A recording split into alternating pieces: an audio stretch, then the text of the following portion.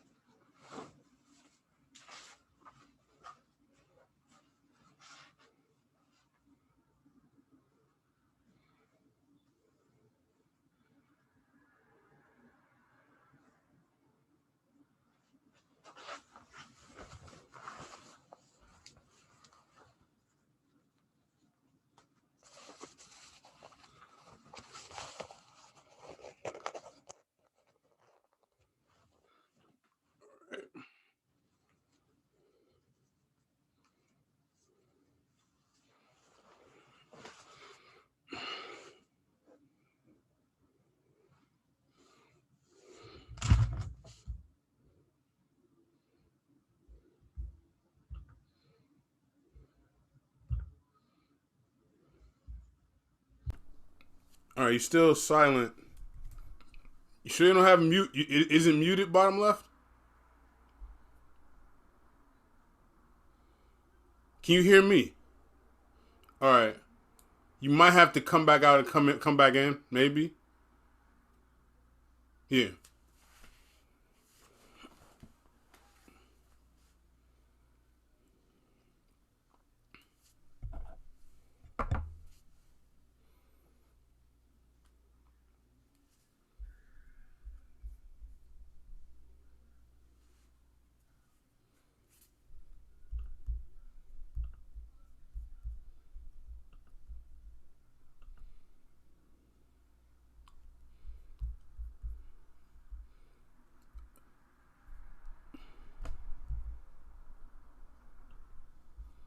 Full Tark is sideways and silent.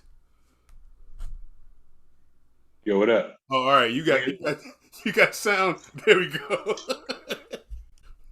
I was about to say, man, we not trying to do this landscape style. Everybody else. That's more like 1992 MTV. Yeah. Handheld Switch it craziness. up. Switch it up. All right, how y'all doing? Wait for D to get here, but it should be pretty fun. I did my first one ever earlier today this afternoon, and it went cool. But All right, work. I couldn't get a word in edgewise, man. I just started him talking. That fool was not trying to let go of the mic. Who was that? Nah. It was a good. Some people, man. There are some people you can't interrupt, regardless of how loud you are. Regardless of how he's one of them people. Yeah. Yeah. If y'all decide to listen to it, you'll see what I mean. Um, but I mean, just the way this is gonna go, I'll write an intro for it, later after I edit it down, and I'm gonna run these as a series. I'm sort of trying to figure out all the hows and whys and whats of it, but I'm gonna do 8 and then see how it goes, men and women, Okay. different folks. So Work. let me text D and see, make sure she ain't forget. She, if you know D, she got to show up last.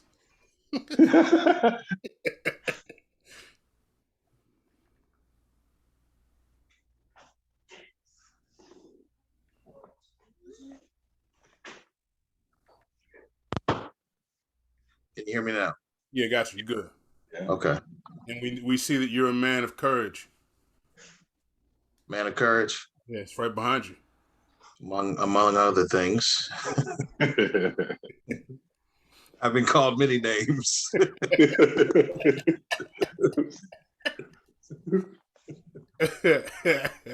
So how's it been? How's it been going with y'all in general? So I'm going good, man. Oh, so I just realized, man, you got a haircut, Tarek. Like now, like you halfway look like you did in high school. Yeah, I know.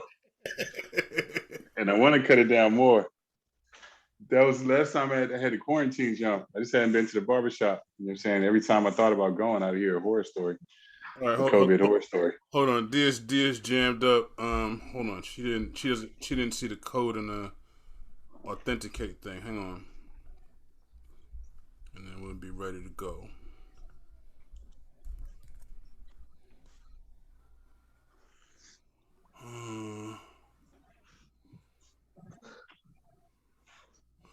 Let me send her a new link.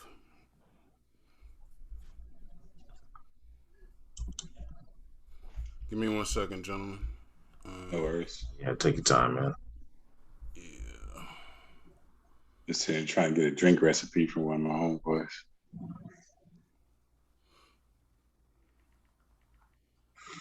Hey TD, so when you came back from the edge of the world, were you like fired up, inspired? Like, I was way laid back. you know, I would imagine a trip like that would really just kind of light that fire a little bit, you know. I was way laid back, yo, because it was a totally different environment. You know what I'm saying? It seemed real chill. You took one picture of just the water. I was like, that looks very serene. It looks really, really chill. It was super chill, man. But it was wild because, like you said, it's a bunch of parts down here where there were no roads. You know what I'm saying? Right. Like people, like the only way they can move around is by boat. So Right. like we went through a few areas, you know what I'm saying? There's a bunch of houses on the side with docks, you know what I'm saying, with boats and shit. I see a bunch of cats rolling, you know what I'm saying, in boats. They got like cases of beer and all kind of shit. I was like, yo, what they doing? He was like, grocery day. Like, word? He's like, yeah, they drive over here to this parking lot, you know what I'm saying, and like carpool to the grocery store. He's like, oh shit, all right. It's just totally different. Like, it's one of the spots in the US for motherfuckers to drop off the grid. Because exactly, no, you got to turn that off. You can't watch TV right now. You notice everybody else left?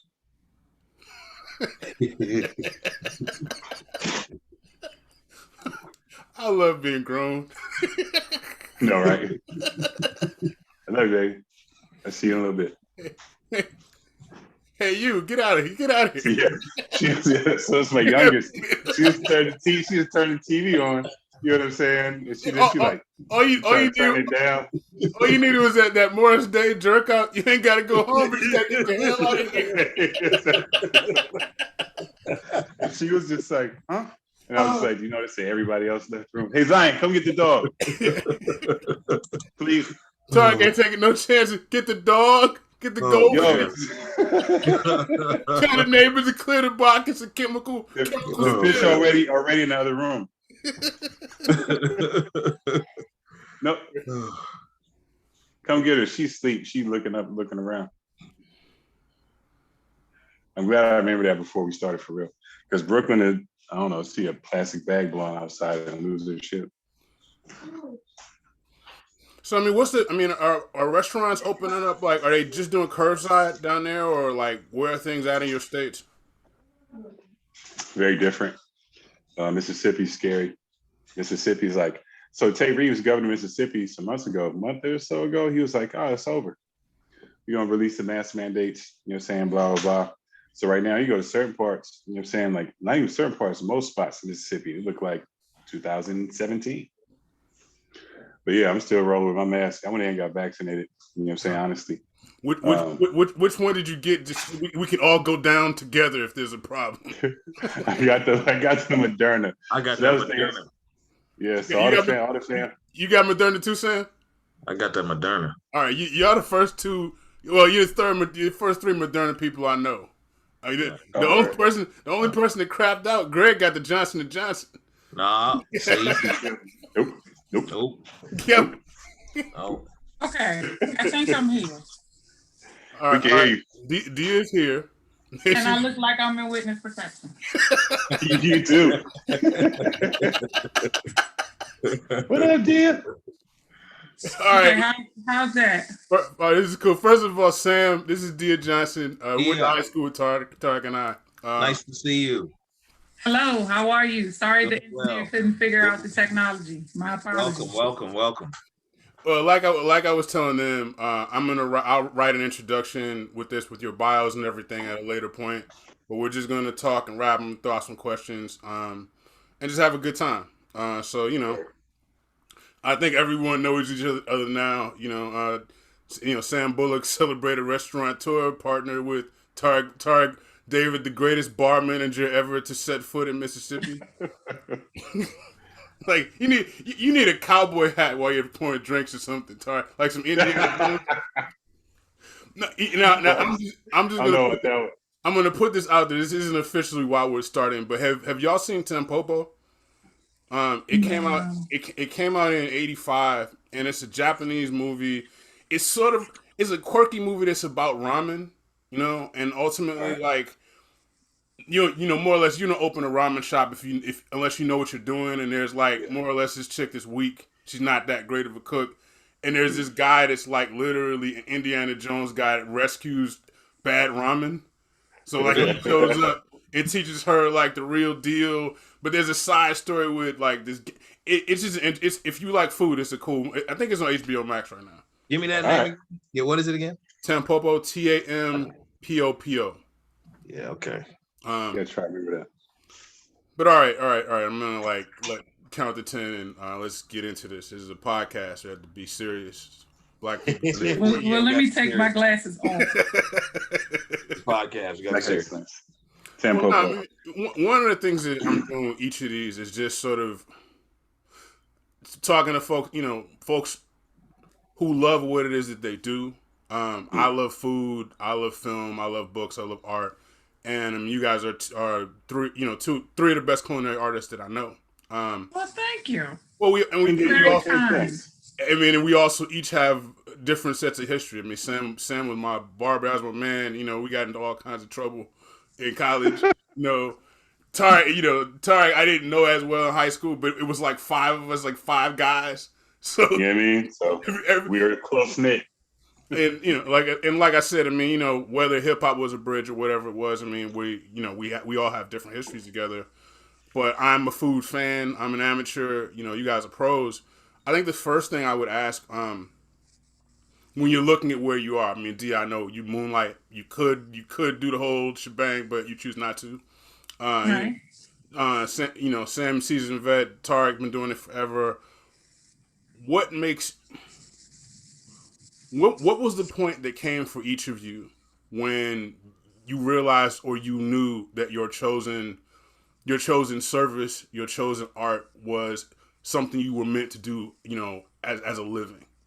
When did you know that you were supposed to go pro? I still don't know, right? Yeah. I say that kind of halfway joking, right? Because every wedding cake is my first. Every plated dessert is my first. Every job, it's like I've never done it before.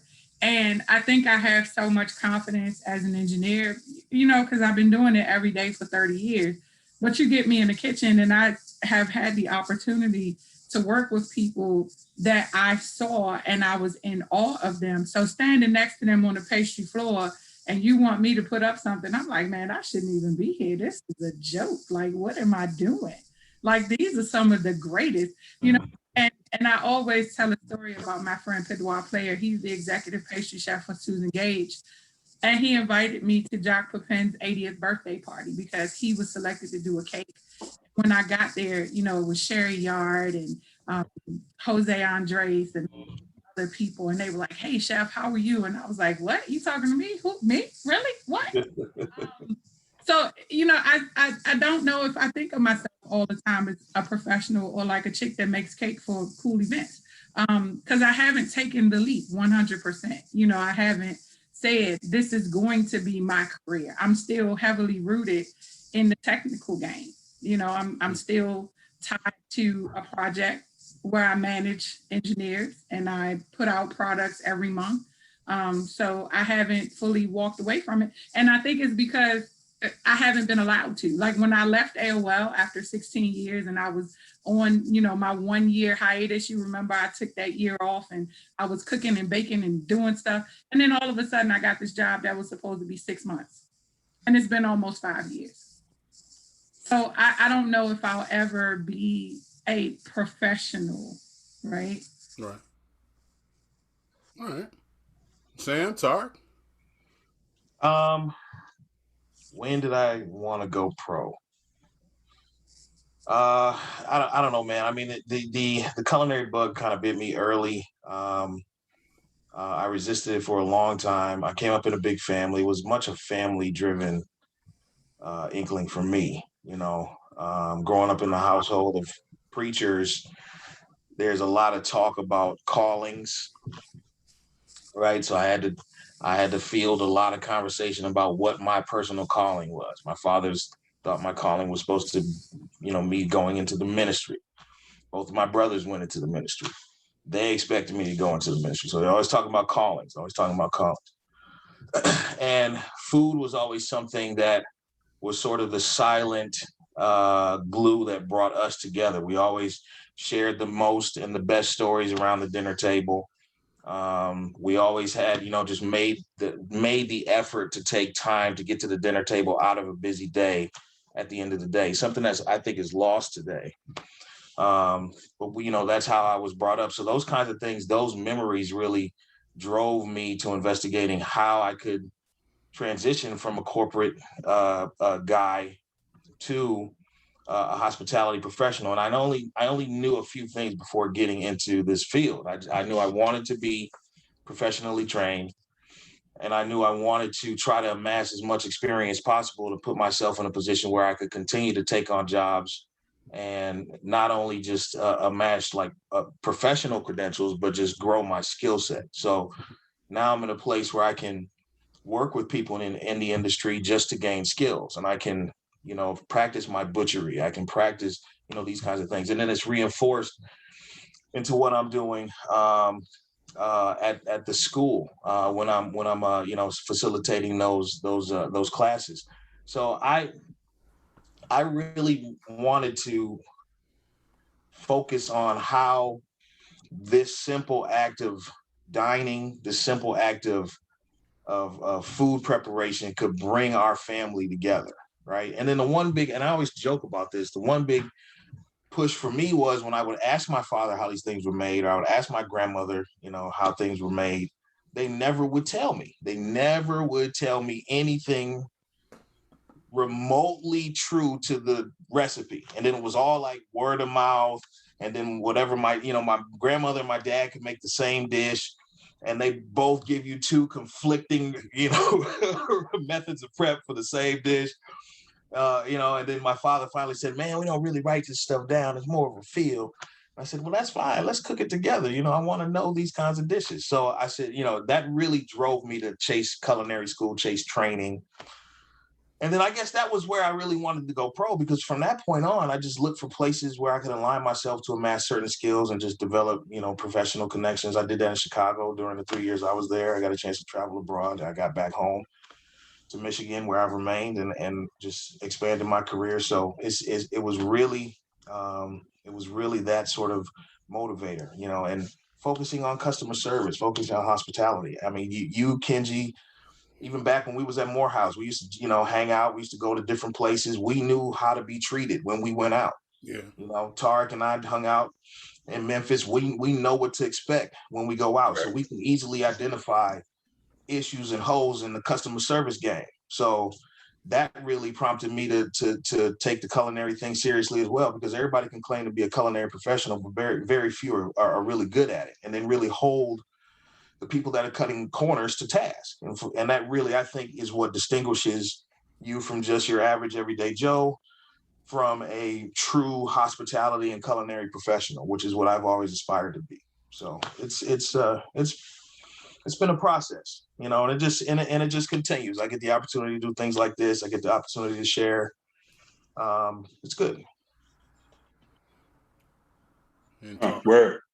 So for me, it was kind of, I don't know, the culinary world has always kind of been just around in my life. I remember at a very young age, I was raised Muslim. You know, Muslims don't drink. And at a very young age, I knew that I wanted to go to restaurants and drink wine. I knew I could be Muslim because of that.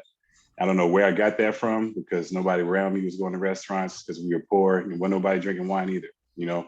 But somewhere within me, I knew that. And as I got older, it's funny, I kind of got into baking a little bit, and I would bake muffins and cookies for, say, Thanksgiving at my grandmother's house. I even briefly in high school would bring cookies to one of my girlfriends. You know what I mean? I just saw the the effects that food had on people. You know what I'm saying? The emotional effects that food had on people, and recognized that very early. And I knew that that was something that I wanted to wield. You know what I mean? And just kind of as I went through life, I always thought that I would open a restaurant at some point. And I thought I would own a restaurant. You know, it still may be in the cards, you know. But I was like, all right, I went through some situations in life, you know what I'm saying, made some bad decisions. I got stabbed when I was 18. After I got out of the hospital, I was like, all right, what am I doing with my life? And I was like, all right, I said I wanted to open a restaurant. Let me go to culinary school. I have any money for culinary school, so let me go get a job at a restaurant. You know what I mean? So I just started there. From there, I started as a server. My first restaurant job was Mozzarella's Cafe in Pentagon City, actually. So I started as a server. Within 6 months, I was training new employees, and then I was in the manager training program 6 months after that. And just kind of, you know what I'm saying, flew, then jumped around different restaurants in DC, still hadn't committed to it, but still just trying to make it. You know what I mean? I think it wasn't until I moved to St. Croix, and then I moved here to Mississippi from St. Croix. And of course, got a job, you know, started working in restaurants because that was what I was familiar with. That was what I was best at. And I always knew, you know what I'm saying, I've always, you know what I'm saying, been good at it, had a passion for it. But I think it was when I tried to leave here. And one of the guys that I was working for, John Currents, he's a James Beard Award-winning chef. He's been at Oxford.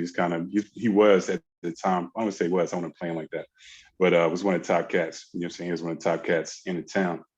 And I was working for one of his restaurants. My wife said, hey, what's the only thing that can keep you here? I was like, the only thing that can keep me here is if John gives me a restaurant. That's not happening because he doesn't have any more. Next week later, he called me into his office and said, hey, I bought that place up the street. I want you to run it for me. So I was like, okay, all right. So jumped into that. And then I think just running that myself and just acknowledging that I knew how to do it and that I had it, you know what I mean? Was extremely empowering, and it really locked me in. But interesting enough, I think the thing that locked me in was during that time I was working at Lamar Lounge. I had the pleasure of meeting Anthony Bourdain. He was, he came to Mississippi, I think season 3, episode 6 of Parts Unknown, and he came by the restaurant that I was running. He was there for probably about 6, 7, 8 hours. You know, we're just sitting in the back talking, and I had one of my jerk chicken recipes on the menu, and he ate the chicken. He's, oh man, it's good. You know what I mean? Just, he didn't know I made it, you know what I'm saying? Just like, oh man, it's good. You know what I'm saying? Talking, boom, boom. We were talking about things. We ended up talking about this book called Salt. It's the history of the world through the salt trade. We talked about that for a little bit. It's a book in a similar vein called Cod. So we talked about that some, and then he was like, all right, well, we go in here and get a beer. You know what I'm saying? So on to the next shoot. But really within that, I was just like, shit, that's Anthony Bourdain. You know what I mean? And he liked the chicken that I made. And we talking about the same books that we read. Well, I'll tell a small story just because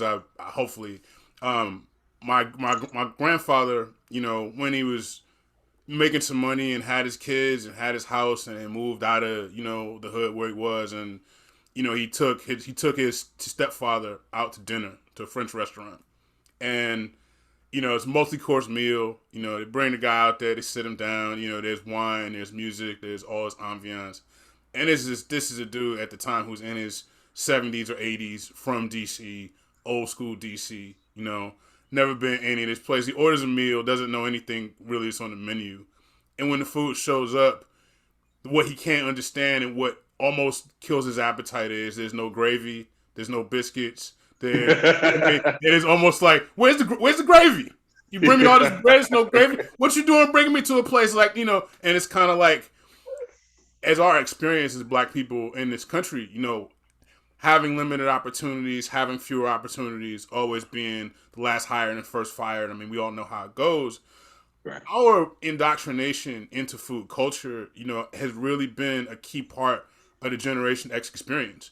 I mean, what we've all seen is we've seen in neighborhoods that we're from gentrified. We've seen the idea on the block of someone having sushi or Thai food or Vietnamese food or anything other than the bulletproof carry out job Right. or pizza or fried chicken, soul food, whatever it is very, very limited. Some of that is economic, but our job, with our kids, with our culture, has kind of brought things way out of the fact that you got to be the Huxtables, to have a decent multi-course meal, a decent plate of food, or to be able to recognize what good food is. When you look at your lives, what kind of transformations in food culture, and I don't mean the food truck revolution or Top Chef or even Bourdain. All those things are kind of reflections of what's happened in this country since the 80s. A lot of money came in. We were whether you're talking about yuppies or buppies or what have you, all kinds of new opportunities to explore things came about. How do you, when you look at the Black community and food, what do you see as the present and what do you see as the future? So I think what's so interesting about that, like you talk about your dad. When I was working at 2941, my dad actually got me my job there. I think a lot of it is about exposure because I didn't know a place like 2941 existed. And I always thought we were pretty fancy. I always thought my dad took me to very fancy places on daddy-daughter dates. We went to Hogate's, we went to Phillips, those kind of places. But we had never done French. We did the opera. I knew what the Kennedy Center was. I didn't know that there was a kitchen attached, right? So the first time I took him to 29, it was very interesting that he was like, wow, there is no sauce. Like they don't serve a bread basket. Like where's the salt and pepper? And over the last, I went to culinary school in 2005. And over the last sort of 16 years, now when I tell him, we're going to go to Red Lobster, he's like, really? Can't, like, can we go somewhere else? And now my friends own restaurants. Chef Crin, who I started with at 2941, his father spoke to my father when I was setting up a wedding cake. And that's how I got hired, right? Chef Crin's father, Dr. Crin, who made the bread, was like, hey, I like you and your kid needs a job. She needs these hours for school. If we don't like her, we'll fire her. Tell her to come on Sunday. Right. And of course, I show up being me. I valet my car. I walk through the dining room with my stuff. I'm saying hello to everyone, right? I'm like, how's your food? Right. Because that's, I don't know anything about a cook's entrance. Like, why? Right. Are we supposed to come in through the back? Like, no, we don't do that anymore. Educated me about how restaurants work. And I think it's the same thing with food. And so I feel like the future is a lot brighter because you have a lot of people like us who are from very different places that have very different experiences that make different things. Like my concentration, even though I'm French trained, I very seldom make anything French. My discipline is classic American dessert. I don't care where I'm serving you. You're going to get a classic American buttercream.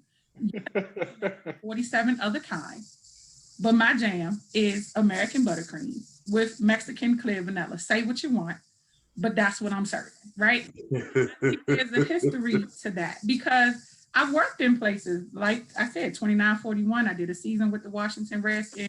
I worked at the Blair House part-time for a long time. And guess what I served? Classic American buttercream and vanilla cupcakes. Red velvet never goes wrong. Chocolate cake is always a winner. Lemon meringue, banana pudding, always on my menu. It's very fancy. It's very nice. And I think that is what will change thoughts about food and what food should be and who should make it, right? We have a place now in the kitchen that is very different than before. And I think it's you're seeing a lot more women, you're seeing a lot more, brown and yellow people in the kitchen. And I think that brings flavor, it brings experience, it brings difference. It brings something that you now have to tolerate because that's what the world tastes like. So you can either get with it or just, eat at McDonald's. Word. Well said. Well said indeed. Do you know? I just really feel like, people accepting garbage and poor service is not where it's at anymore. And I tell clients all the time, I don't care if you spend $10 with me or $1,000 with me, you get the same service, you get the same beautiful product, you get the same on time delivery. You get me, right? Because I'm the business. So and that's important. And I think we need to remember that. Let me ask this question really quick. There's a food truck here in the city, a Caribbean truck. I won't name its name or anything, but this more or less this is a portrait of a common problem. The menu is out front on the truck, and it's a very clear, written out, printed menu, but they never have everything that's on the menu. And the days, a whole bunch of ain't got.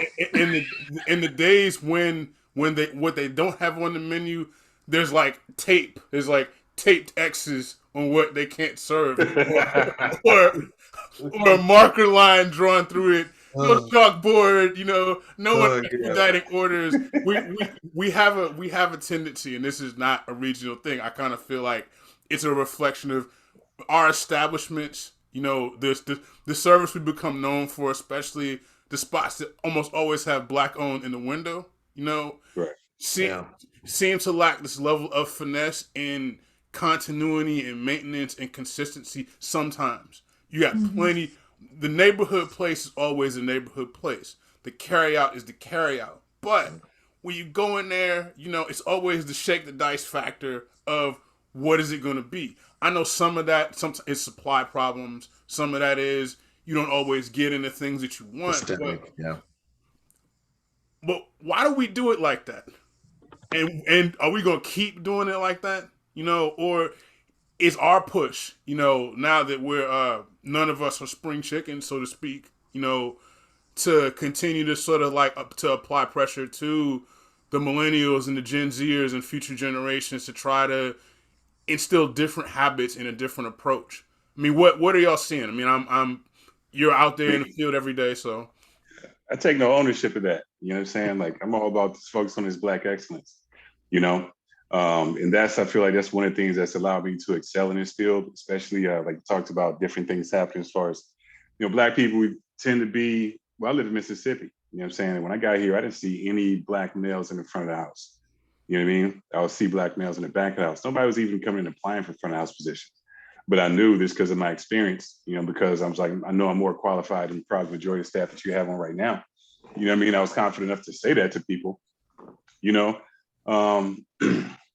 I feel like we can change the game. I feel like we are changing it in a sense.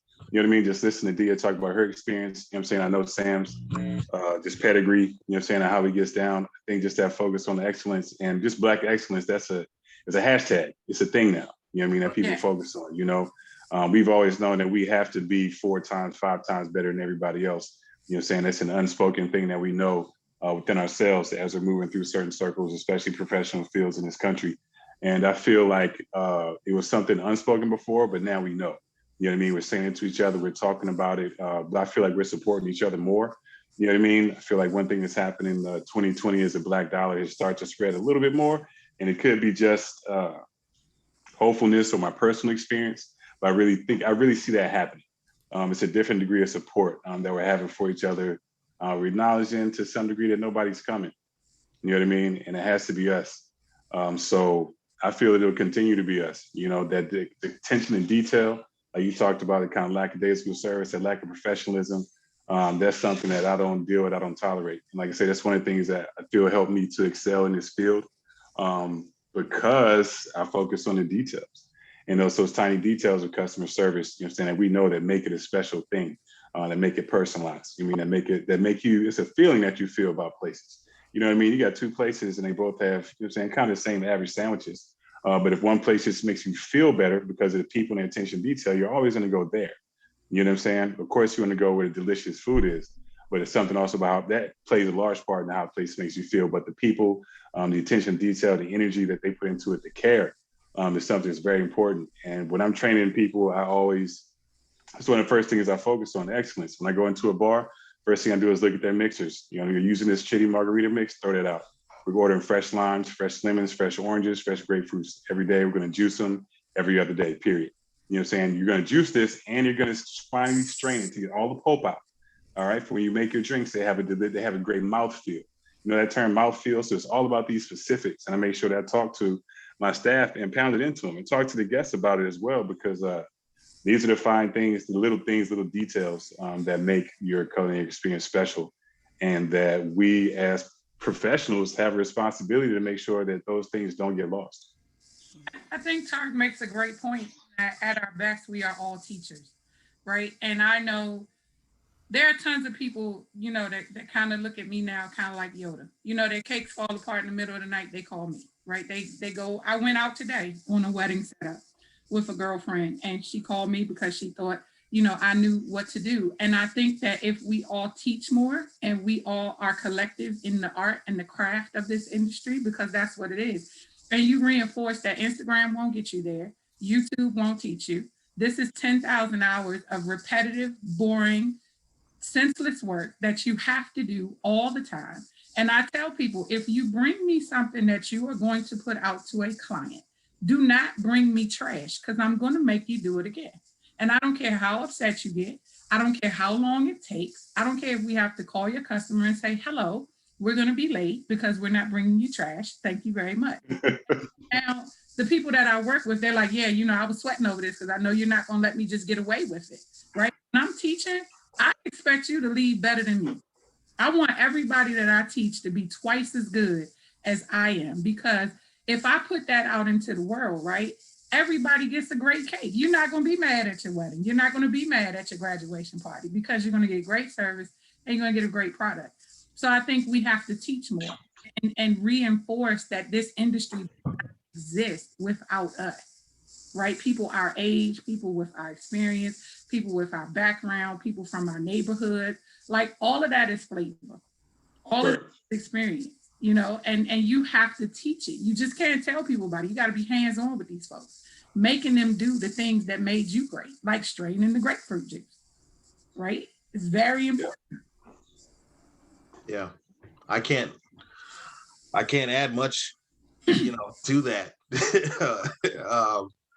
I will say this though, your first inquiries. Well, so I think that the errors that you're seeing, you know, the markings on the menu on the side of the food truck, you know, why do those kinds of things happen? You know, I think it might be a priority position from those, you know, those ownership entities. It might, you know, well, we can afford to just throw masking tape over the snapper that we will have today, and we'll just keep rolling. You know, let's focus on what we do have. They might not be in a position to make a more aesthetically pleasing change to the front-facing menu when it's so trivial as well, given the, you know, just the quickness of that kind of business model. So that could be that. And then your initial comment about where food is and where it's going, it is what was said. It's everything. It's the teaching. It's, you know, recognizing that we were coming from a standardized and a systemic and a processed and a bland way of living or dining or celebrating, and now we're becoming more specific. We're becoming more refined. It's more of an artisan approach. It's elevating ingredients, elevating experiences. I think that's where the relative shift will continue to go. You'll start to see a lot more specialty shops, a lot more focused on, you know, niche things within the marketplace, because it's just gotten that much sophisticated. So those kinds of business models will continue to grow and provide opportunities for people to get into the business. Just, you know, it's an ever expanding opportunity in my eyes. All right. This is an artist question. Thus far, what have been some of your greatest disasters and some of your greatest creations? You know, like in your own when you look into your own memory, like what was this the nuclear 3 Mile Island just fuck up, screw up, you know? And what was the point where the heavens opened up and you heard the choir singing and you were like, you know, oh, I finally achieved nirvana? Like, just tell me some of your stories. Don't everybody speak at once. Yeah, that's I, as a pastry chef, I got plenty, honey. I feel like I feel like every day is a possible disaster, but the biggest one of my really good friends asked me to do her wedding cake. It was on the Duchess of Pintail in New York, in Baltimore. And it was September and it was 318 degrees outside. That I should box my cake. And the whole ride to Baltimore, the sun was behind me, right? So beating down on my cake. Take the cake out of the car. I put it on the little thing that they brought, the little trolley, and the icing just starts to peel off the sides. Oh no. And it's coming back like, you can see it like folding back on itself, right? So I get into the venue, and of course, because I'm a professional, I didn't bring a kit. Who needs a kit? I don't need any. Like I'm good, right? I'm doing this for a living. I don't need a spatula. I didn't bring any icing. I didn't bring any bags, no tip, nothing, because I'm gangster, right? All I had was a Ziploc bag and a spoon to fix that cake, and I cried all the way home. And I had to work at 2941 the next day, and we had a wedding cake. And I told the chef, I no longer do wedding cakes because I just don't know how to do it. And I had this disaster, and I'm not doing it. And I walked around the cake all day, and I didn't do it. I just wasn't going to do it because this to me was like the end of my career. I was going to finish out my shift, put up my jacket, and that was going to be it because I wasn't really good at this. And the pastry chef at the time, Cicely Austin, showed me her disaster book, not a picture, but a book of disasters. And she was like, nothing can be that bad. And she was like, and you will get over it. And you will have lots of other disasters. There will be things that happen and you'll recover and you'll go on and you'll tell people about this. And when they have these problems, you will teach them because that's what you now have to do. What was my greatest accomplishment? Last night, when I got to the venue with my cake already assembled, 5 minutes set up, and I rolled out and didn't have anything else to make this weekend, I felt like I was crushing it, right? Because I was prepared, I planned well, the vendor was happy, the venue looked great. I put my cake down and I left. And I had a really big sense of accomplishment, but that was just yesterday. Next week, it could be a whole different ball of wax if it's hot outside or if it rains or, if my refrigerator isn't the right temperature. Pastry is very, very fickle. And it takes a lot to make sure that it's handled properly and presented properly. So my next accomplishment could be Thursday. I don't know. Right. Right.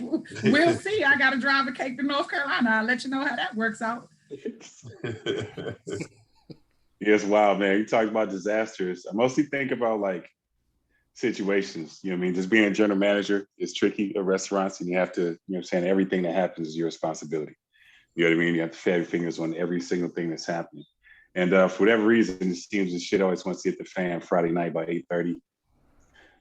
So it's Friday night at 8:30, Saturday 7:45. It's always when stuff happens. But I think the worst situation I was in, I definitely had computers go down, computer systems crash, in the middle of like huge football game weekends with nights where we do 1,000 people, madness like that. But there was one night that was absolutely horrible. It was a Friday night. And, working, and this is when I was at St. Leo's. So St. Leo is a wood-fired pizza spot. So it's kind of like, I don't want to say shotgun, but it's pretty much shotgun. You got the bar in the front, keep coming back. You got the pizza oven, keep going back. You got the kitchen. So I'm at the pizza oven and I see these guys out in the front of the restaurant. All of a sudden, some lights and seeing cones go out in front of the restaurant. I'm like, what's going on here? I see some guys pull up some manhole covers and they're going in. I think nothing of it, keep rolling. And then somebody says, hey man, I think something's wrong with the water. And then somebody's eyes get real big and they smack me like this and say, Tarek, look down there. The sewers started to back up. And so every drain in the restaurant started to back up. The raw sewage at the bar, restrooms, the kitchen. Oh. Friday night, 8:30. So that was a fun situation to handle. I don't think I can ever forget that one. You know what I'm saying? So that was definitely one of the hardest general manager situations I've dealt with. Yeah, we got through it though.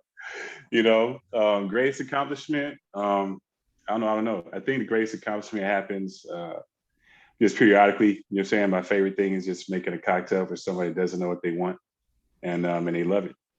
Just that simple thing. I don't know what I want. I don't really know what I like.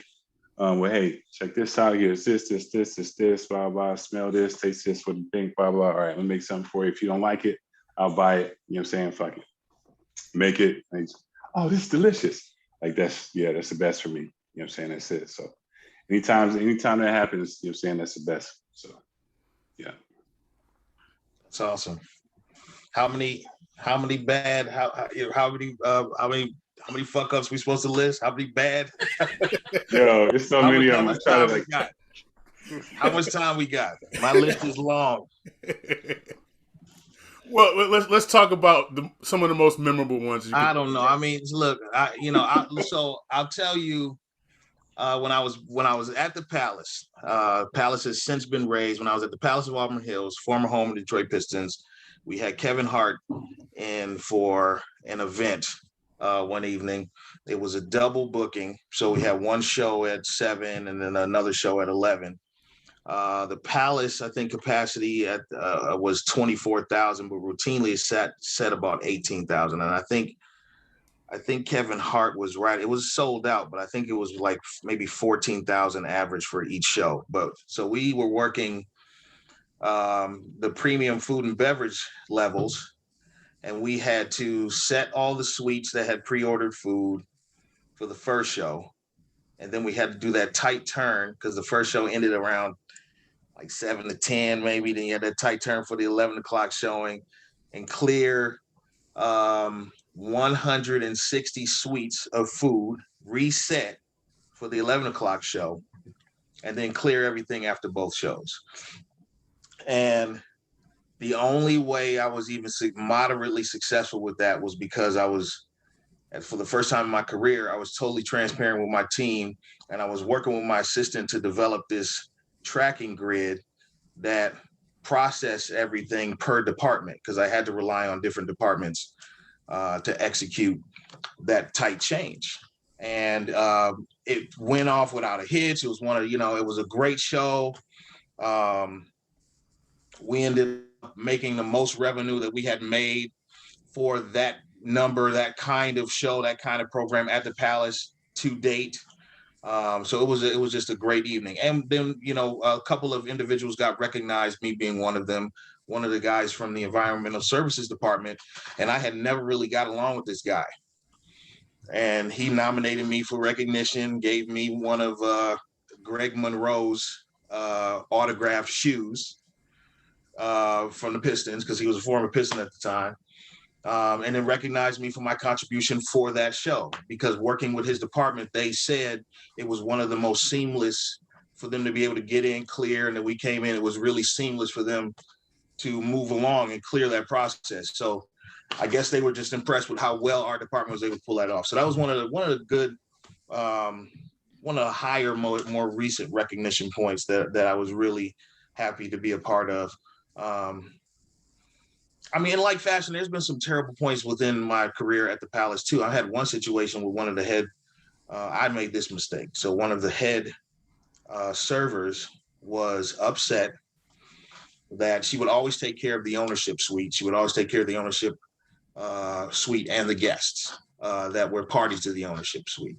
This particular evening, we needed to split the service between two servers, and she was livid about that because it was going to cut into her commission at the end of the night. And I remember I wanted to talk to her about it because she was raising her voice in the hallway, and we actually went into the suite, and I made the mistake of going into a space with just me and her. I didn't have a witness, and she got belligerent on, you can't do this, and this is not how this works. And I didn't really, so I had to be very careful with what I said. I had to really document what my next move was going to, because I made that mistake by making the choice to speak to her one-on-one when I should have got my assistant, or I should have got a witness to be present with me in speaking to her. So I made sure that I registered that, and I immediately told my general manager. He said the same thing. My director, he said the same thing. You should have had just brought, next time get Kelsey to go in there with you. And I said, it happened so fast, but yes. And ultimately came out, we were able to solve that situation, but she tried to turn it into this her word versus my word situation. Had I had a witness, I wouldn't have had to deal with that kind of problem. So those kinds of issues too are just really low points, and they help you grow, help you just, aid in your communication, how you're going to navigate those kinds of issues. So yeah. Right. As contractors, and creators, because I believe that what you all do is truly the most important creation that there is, because we got to eat every day. We got to eat. Hopefully, we should enjoy it. We won't enjoy it all the time, but hopefully, we should enjoy it as much of the time as possible. And I guess my next question to you is, if a client comes to you, um, with instructions, or actually, if a client comes to you with no direction at all and asks you to create, what is your idea of creating the perfect evening? The perfect evening with what it is that you do. That's a good What one. we do. Yeah. Well, I mean, ours is well, hospitality bros. Right now, we're doing a live stream happy hours. You know what I'm saying? A live stream on dinner parties. So we've had. I don't think we've had a bad event. You know what I mean? So it's interesting because I think I've been really nervous before each one, because as we know, you know what I'm saying, sometimes things go wrong in life. You know what I'm saying? Things go awry in the field. But thankfully we've had a lot of great events. And for me, to start off, just good relationship, introduction to the people, talk about what we do. And one thing that we have that's a great benefit is one of the first things that is we have cocktails and alcohol involved.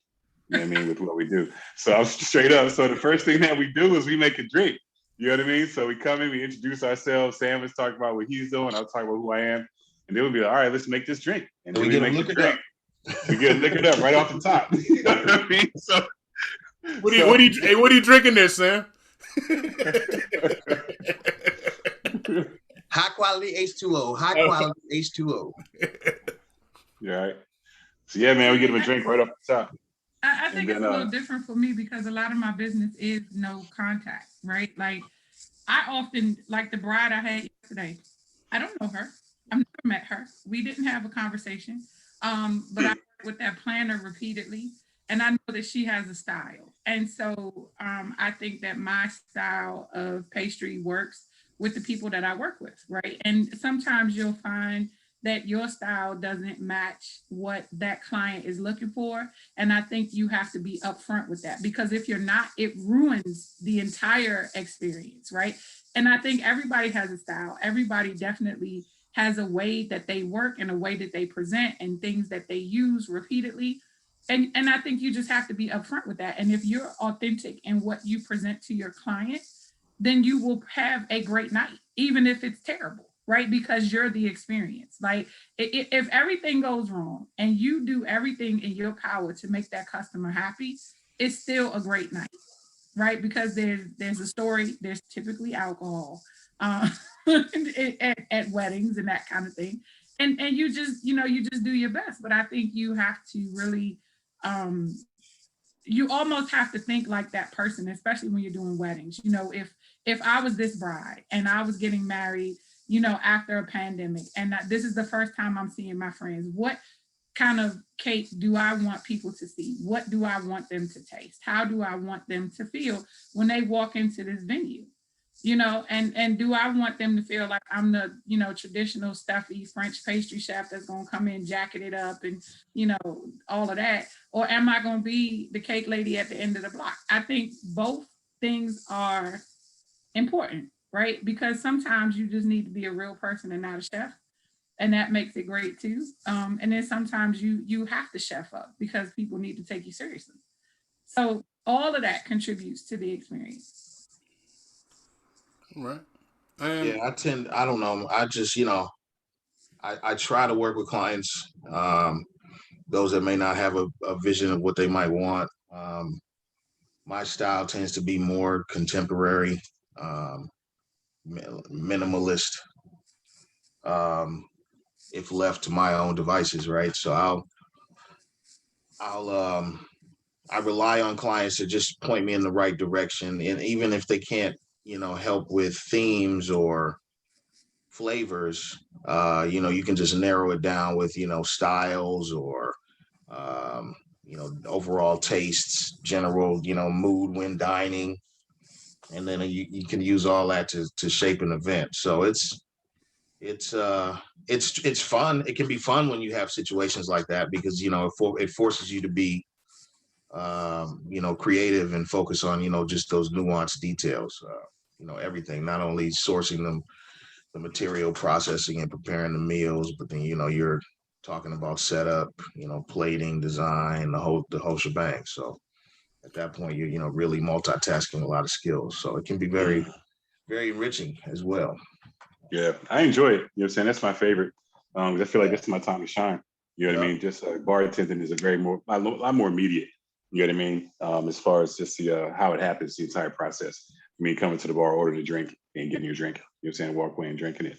It's definitely a lot faster. You know what I'm saying? And making a cake than what Dia does. You know what I'm saying? So I had that kind of a close interaction a lot, and just in my field, and really just start off with kind of basics for like what do you like, brown or dark? You say brown or light. You know what I'm saying? Like, what do you like to drink? With the base, as far as the base spirit, you're saying you like bourbon, you don't do bourbon, you do rum, do you not do rum? You're saying tequila, all right, blah blah. So narrow that down, and they just kind of go from there. But yeah, I kind of love that, just kind of blank canvas. All right. Last question, and probably the most obvious one. COVID-19 has been the biggest cock block for the hospitality industry in history. And there's a whole lot of fear about what the future holds or what recovery may be. What are your predictions for the future about brick and mortar establishments, about where food is going to go, particularly for Black folks, and just generally what we should look for from both Dia Johnson and the hospitality bros? So, go on, tell me what your predictions are. I'll just go ahead, Tar. No, you got it. Go ahead, man. I was gonna say for me, I think it's hard to say what a hard and fast, you know, what I'm saying, future or coming back to normal looks like. Especially, I mean, as far as the world, and especially as far as the hospitality industry.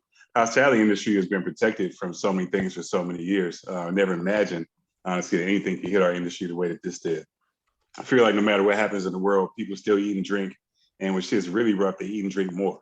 You know what I mean? Mm-hmm. And so this 2020, it put us in a situation where what fuels our industry is now not safe for humanity, So that was a very, a big extreme, you know what I mean? Like, you love working in the bar when the bar is, 3, 4 deep, hustling and busting, making money, you got mad orders coming in for cakes because you got this reception, this wedding, this graduation, blah, blah. All of a sudden, you know what I mean? Like, it's not safe to do that anymore, and still now, I don't think it's a broad sweeping thing because every state looks different because we don't have any federal guidelines, everything is kind of every man for himself, governor over here, governor over there, decide what you want to do. It looks different in Michigan as it does in DC and New York and here in Mississippi, so it's very hard to say as a whole what the hospitality industry is going to look like. I do know as a whole, we're an extremely resilient bunch and we're used to thinking on the fly and adjusting to situations, So as much as we've seen a lot of our favorite restaurants close and never come back, and to see some that stand through this, and see others are going to open, be creative. Still other businesses that have been thriving during this. So it's really interesting. So I think it's hard to say exactly what's going to happen, but I know it's going to continue to grow and evolve, just because that's what our industry does, and because it's based off of something so innate as having to eat every day. You know what I mean? Breakfast, lunch, and dinner. And also connection, and with human beings, with all of us globally being denied that connection for so long, we can only thrive, if we do as we start to come out of it, you know what I mean? As more people get vaccinated, you know what I mean? It's only, or I don't even know, as this thing evolves, as we come out of it, the industry can only thrive. It's gonna be like the roaring 20s. You know what I mean?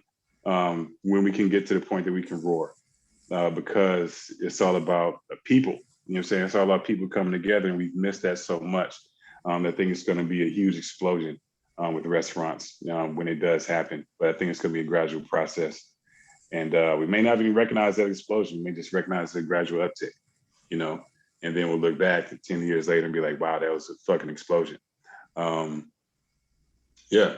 You said something that was very key, Tar, about it, being different from state to state, because starting Monday the 24th here in Michigan, like you said, Michigan, the governor has allowed us to go back to work.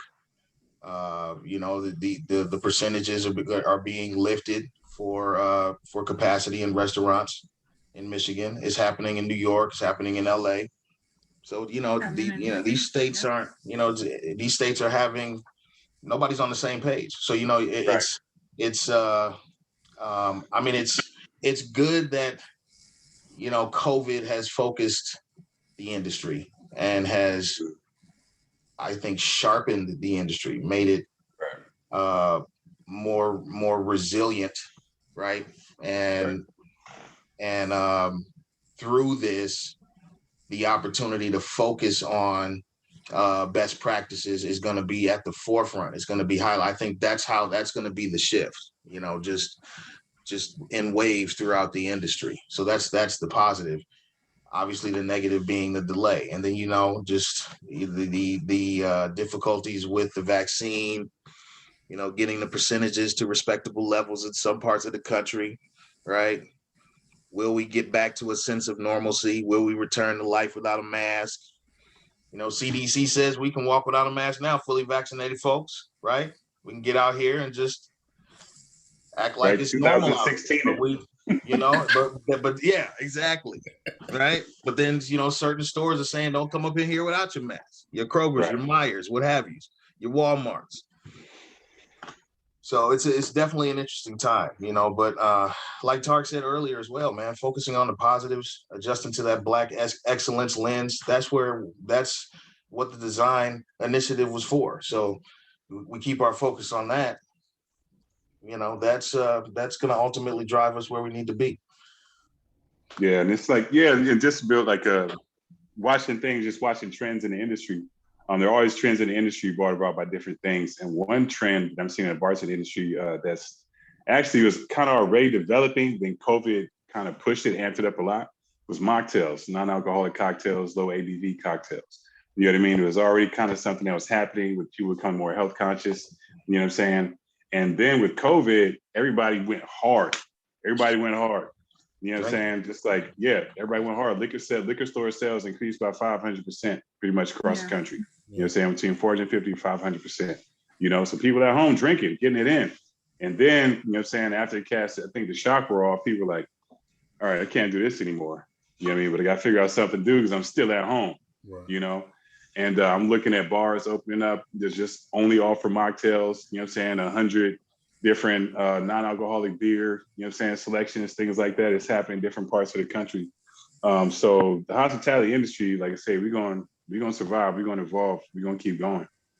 For me, it was a little different because people were at home and they started doing a lot of home-based small celebrations.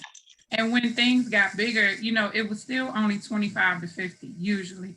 A lot of your bigger bake shops don't do less than 50. They can't afford to. It's not profitable, right? So for me, my little cake business at home went bananas.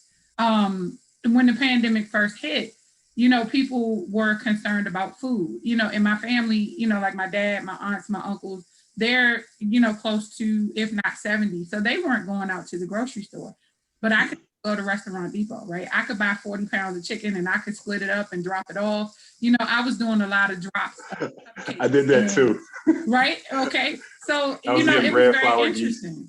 Yeah, I had all that stuff, right? Like I wasn't, I learned how to do my nails during the pandemic. I didn't learn how to bake bread. I was already doing it. So, I went to the nail shop and I'm sure you guys care a lot about this for the first time yesterday in almost a year and a half, right? But I had already done my own nails because I had to learn, right? So people were busy baking and I almost felt like I didn't have anything new to do because people were calling me for 8-inch birthday cakes, 9-inch Sunday dinner cakes, right?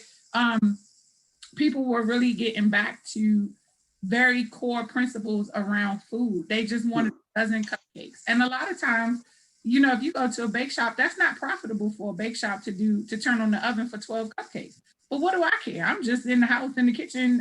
Sure. You want to whatever, it doesn't matter. Right. And out of that, I grew a whole new customer base. Right. Wow, that's dope. She typically orders a 9-inch cake for every event. We have a set price. She sends me all of her dates and all of the money at once, and I just drop them off. Right. That's it. That's the model. So I think it was really different for me I didn't think I'd be making any cake, but in June 2020, I made 26 cakes, 26 in my kitchen, in my house. Nice. I've been averaging between, anywhere from 12 to 30, depending on the month. So it's not, these things aren't expensive. It's $75, $80, $100. But so what? That's 100 hard-earned dollars that people are spending with me. And it's important. And I think that, because I was able to provide that service as we open back up, people remember me. So I'm thinking about opening an actual brick and mortar because I'm at capacity in here, right? Like I am at capacity in my house. My family is going to put me out for real because, we got 2 fridges. I have a commercial oven in the basement, right? Yeah, I mean, I got to go, right? I got to go. Supplies were very hard to find. So a lot of my friends, I would let you see it. I have a closet in my office where I keep all of my supplies. My friends were shopping out of my closet because I literally had hundreds of boxes, hundreds of boards, hundreds of cupcake containers because I keep all of that stuff in my house. So I'm able to help other people run their businesses, So I think for pastry, it's been the luxury item because you don't have to have it. Like what I do is completely unnecessary. Nobody needs cake, right? And I remember that. When you get a cake from me, it's something you don't need to get through your life. You're doing this, and it is an expense, and it is a luxury. So it has to be, almost perfect. And that's what the pandemic kind of taught me was that this is important to people, Well, I want to thank all of you. Well, first of all, I have a request. It's my big brain idea, but I want to see a Hospitality Bros Dia Johnson collaboration here in DC. If you got to get away from all of us to get in one place at one time, man.